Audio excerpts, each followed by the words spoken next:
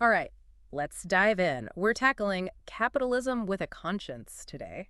Interesting stuff. Yeah, we've got, well, looks like excerpts from a book Okay. called Capitalism with a Conscience, A Guide to a Better Future. Catchy title. Hmm.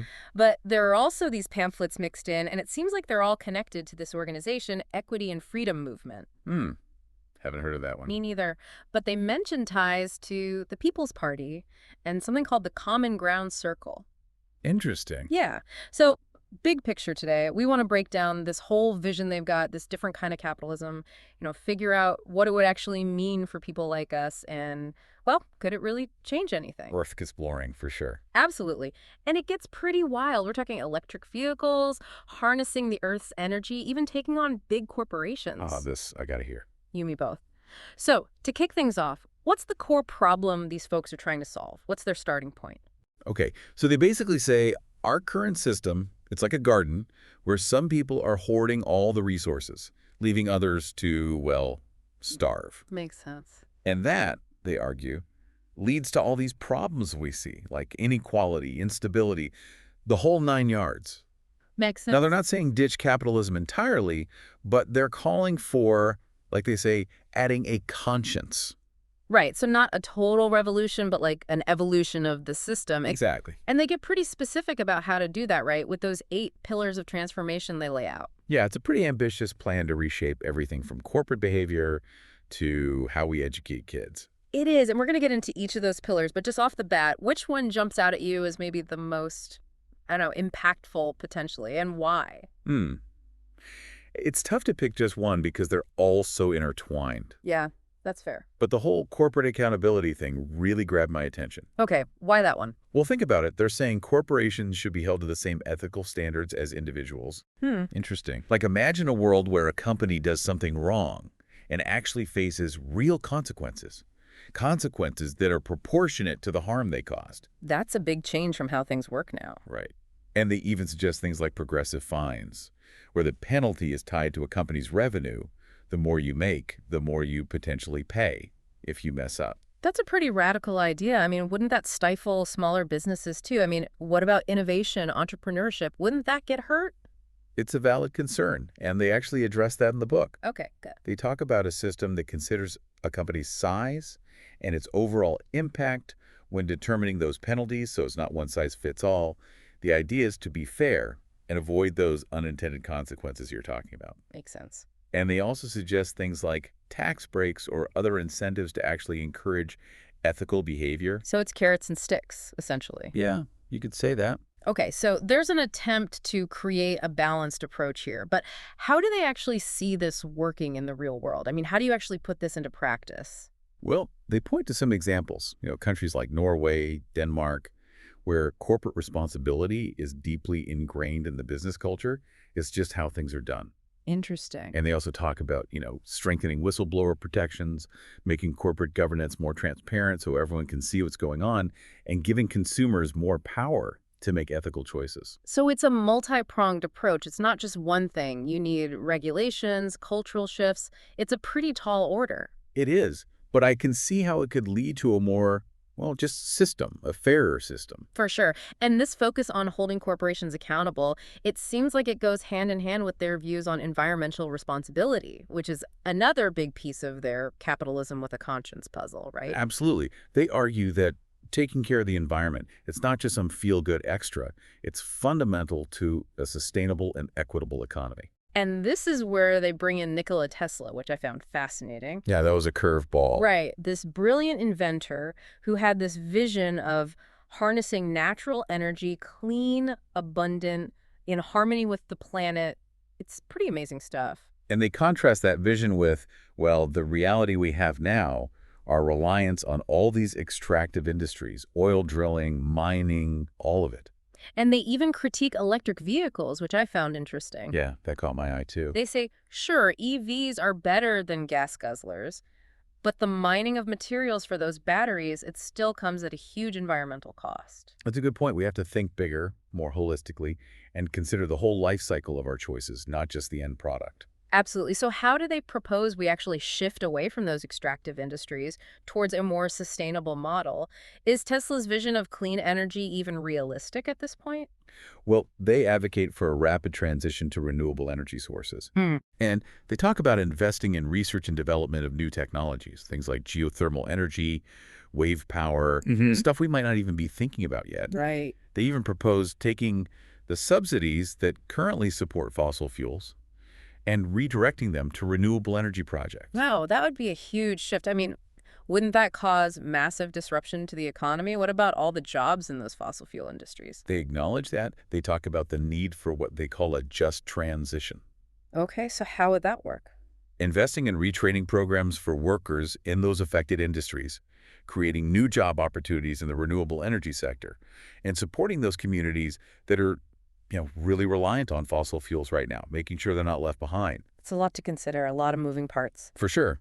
But they argue that if it's done right, this transition can actually create more jobs in the long run and a more resilient economy overall. It's definitely a complex issue, but I appreciate that they're trying to grapple with those social and economic implications. It's not just about the environment in isolation. Yeah, it's all connected. Exactly. And speaking of social implications, let's talk about their ideas for protecting workers, another key pillar of their vision. This is where they go beyond just, fair wages and safe working conditions.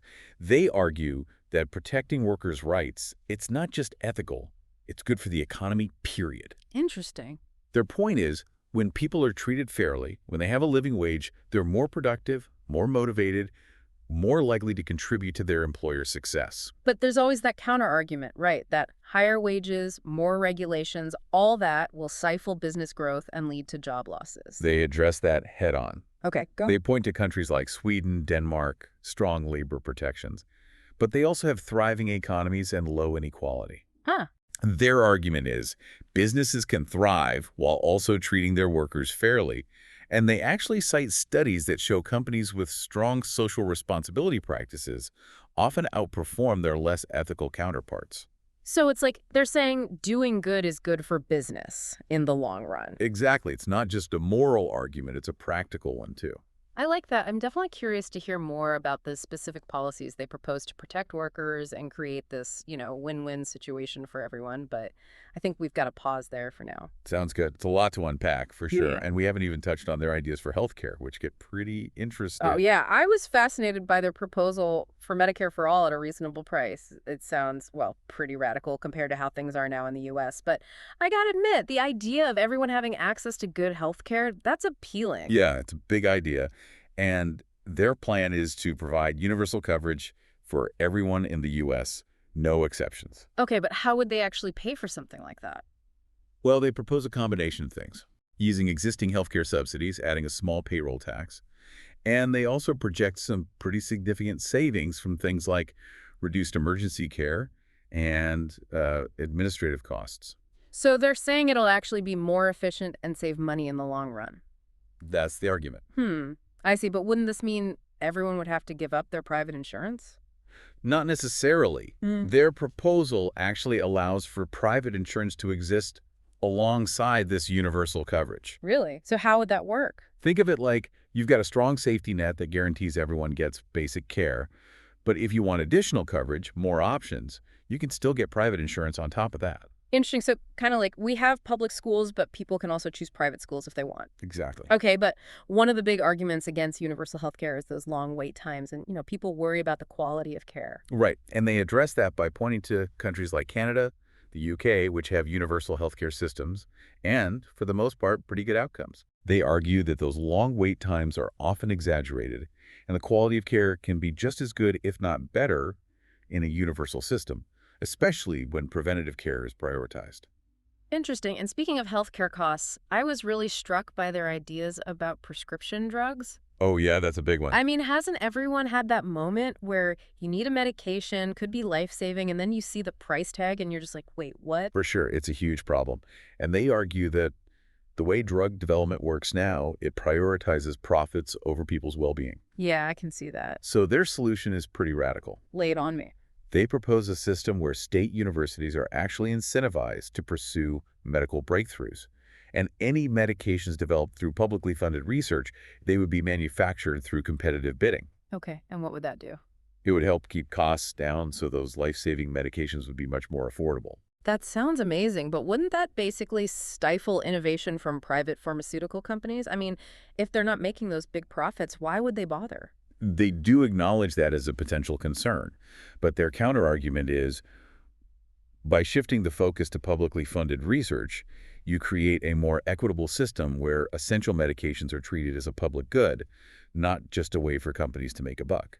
It's a bold approach for sure, and it seems to tie in with their emphasis on individual freedom and civil rights, which is another area where they propose some big changes. Oh yeah, they advocate for strong legal protections against any kind of discrimination, safeguarding reproductive rights, advancing gender equality, ensuring LGBTQ+ rights, promoting disability inclusion, the whole spectrum. It's a pretty comprehensive vision of a society where everyone feels safe, respected, empowered to be themselves. Exactly, but these aren't exactly new ideas, right? Yeah. So what makes their approach different? That's what I was wondering. It's less about introducing brand new concepts and more about like a deep commitment to actually making these ideals a reality. Okay, so how do they do that? They talk about creating real mechanisms for reporting discrimination, reforming law enforcement practices, and fostering a culture of inclusivity through education and public awareness campaigns. So it's about walking the walk, not just talking the talk, actually creating systemic change. Exactly. And speaking of systemic change, they've got some pretty radical ideas about protecting the environment too, right? Oh, absolutely. They argue that environmental stewardship is not just a nice thing to do, it's a core part of building a fair and sustainable economy. Okay, but how do they see that happening? Well, they call for a rapid transition to renewable energy sources, and they acknowledge that needs to be handled carefully. Yeah, as we talked about before, that could be hugely disruptive. Right, so they propose investing in retraining programs for workers in fossil fuel industries, creating new green jobs, and supporting those communities that are really dependent on those industries right now, helping them make the transition smoothly. Okay, so there's a plan to minimize the negative impacts, make sure no one's left behind. That's the idea. But what about climate change? I mean, that feels like the big elephant in the room whenever we talk about environmental issues. Oh, they definitely address it. Okay, good. They call for urgent action to reduce greenhouse gas emissions. They advocate for investments in climate adaptation strategies, and they promote things like sustainable urban development. So it's a multi-pronged approach. Exactly. They see addressing climate change as both an environmental and an economic imperative. They're not separating those two. Their whole vision seems very interconnected, like they see all these issues, the environment, the economy, social justice, all tied together. Absolutely. And that brings us back to their focus on ethical leadership. Right, because they see those ethical leaders as the key to actually making these changes happen. Exactly. They're calling for transparency, accountability, and a genuine commitment to serving the common good, not just special interests. But how do we guarantee that people in positions of power will actually live up to those ethical standards? I mean, we've seen how that goes, Yeah. right? It's a tough one.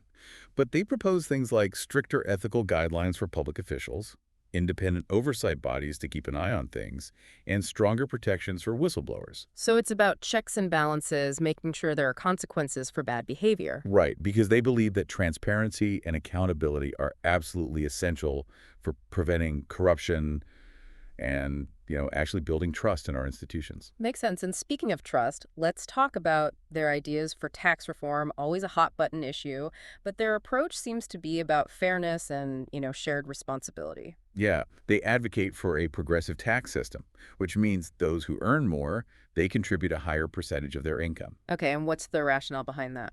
The idea is to make sure everyone's contributing fairly to the society that enables their success. But doesn't that punish people for working hard, being successful? That's the usual argument against progressive taxes, right? They counter that by saying a well-designed progressive tax system can actually lead to a stronger, more dynamic economy because it reduces inequality, it funds essential public services, and it provides everyone with more opportunities to thrive. So it's not about punishing success, it's about creating a system where everyone has a chance to succeed.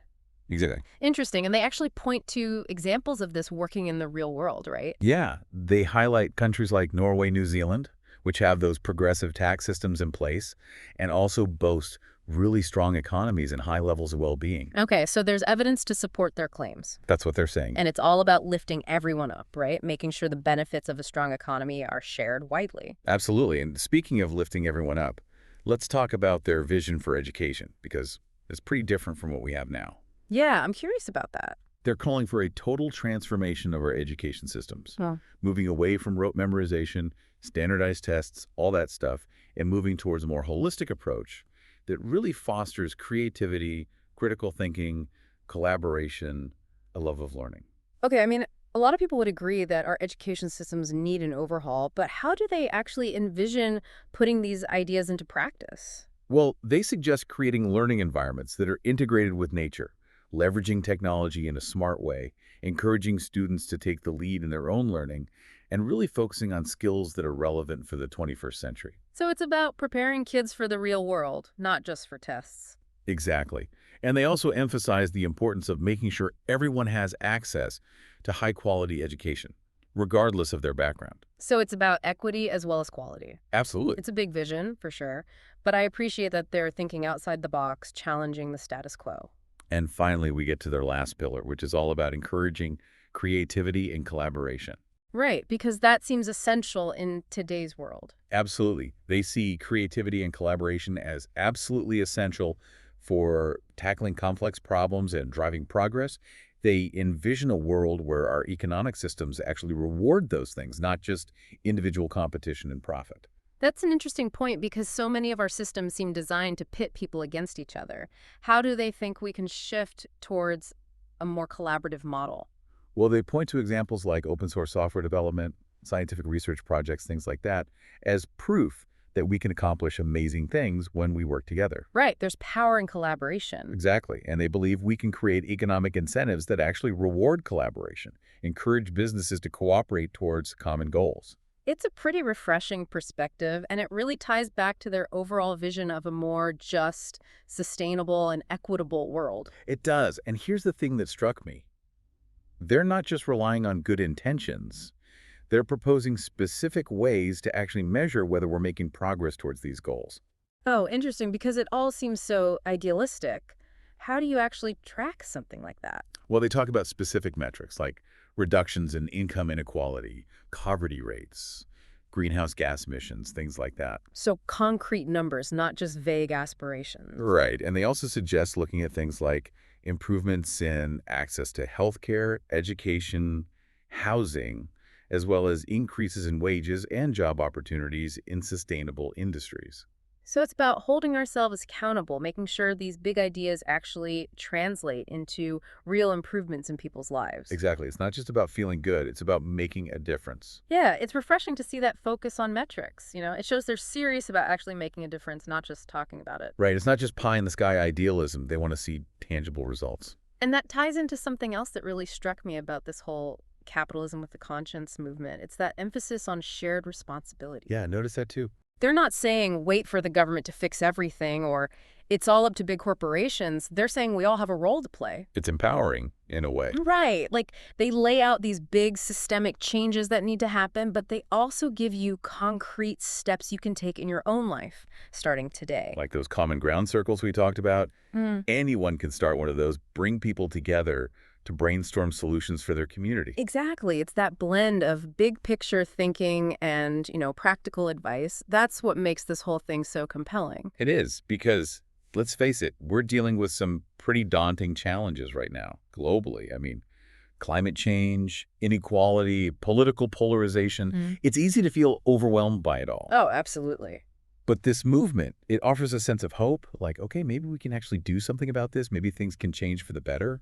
It's not just doom and gloom. It's not just a critique of what's broken. It's like, hey, here's a vision for something better, and here's how we get there. Exactly. And they don't shy away from the hard stuff.